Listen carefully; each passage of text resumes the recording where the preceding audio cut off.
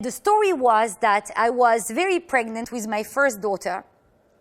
And I was going, in certain places where people might have an interest in buying the books. So it was a Sunday, very hot Sunday, and I knocked at one apartment, and somebody opened to me, a woman opened to me, and she told me, who are you? I said, look, I have these books. They are called the Zoar. The Zoar, it's a very, very important work of a Kabbalist named Rabbi Shimon Bar Yochai. It's a book that has a lot of light, a lot of power, and we can study it, we can scan it. So out of the blue, the woman says, come in. So I came into the house, and the house was all dark. No windows open.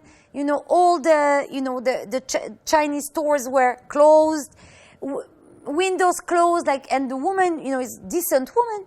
Okay, so I'm coming in, and she says to me, please have a seat. I see that you are pregnant. She brought me a glass of water, and she says, tell me more about your book. I heard about the Zoar, but I don't exactly know what it is. I know that it's a mystical work, but I don't understand.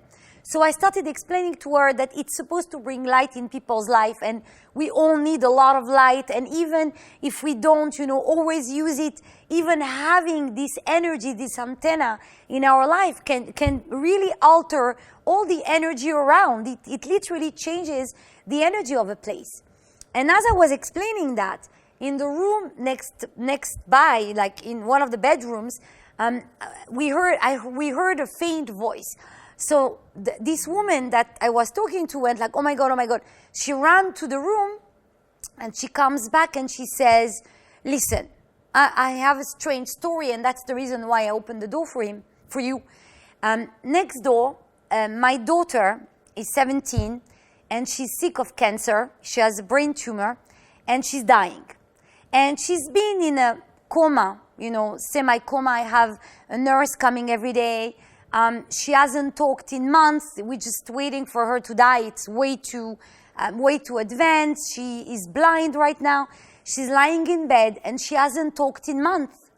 And you came in the house, and she called me. So she's asking, who am I talking to?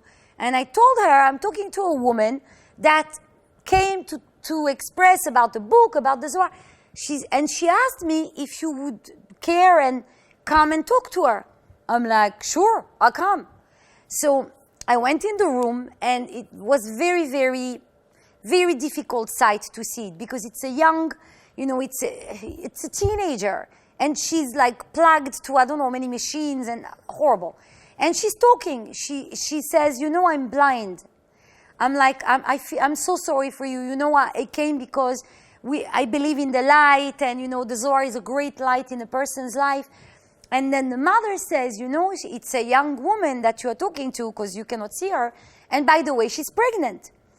And she says, oh, really, really? Oh, wow. That's so amazing. That's so amazing. Wow, and you're coming with a holy book. And I also heard a little bit about the Zohar. Can I ask you for a favor? I'm like, sure.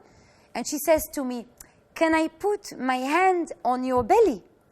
I'm like, I'm pregnant 7 months. I'm like, okay. So I sat on the bed. She put her hand on my belly, and she said, oh my God, so much comfort, so much comfort. And she slipped back into coma. So the mother was completely, she was crying. She says, oh my God, that's amazing that she just woke up when you came. Bring your book.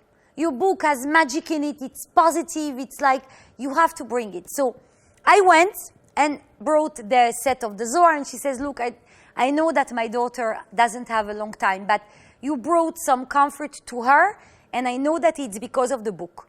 Okay. Fast forward 3 months. I give birth to my eldest daughter. And, it was difficult. We were both in danger. Anyway, past the story, we're looking at her, and we're looking for a name. And we don't know what name to give her. So we tried Rachel, Esther, different biblical names. Nothing sticks. So we're calling the Rav. And we say, Rav, we don't know how to call our daughter.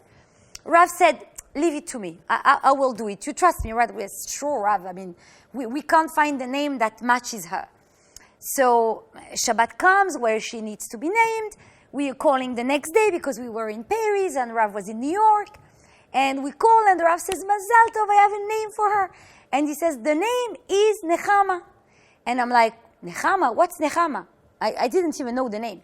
Rav says, Nechama means consolation. It means comfort. And then the first thing that popped into my mind was this woman and her daughter and what her daughter felt. You know, I brought the Zoar and the daughter felt comfort. So we brought the Zoar, we together, my eldest daughter and I, you know, she wasn't born yet. We brought comfort to her family that had so much darkness. Even the rooms were dark in the house. And later on, we heard that unfortunately, the teenage daughter passed away, but the mother was able to continue with her life with a lot more hope.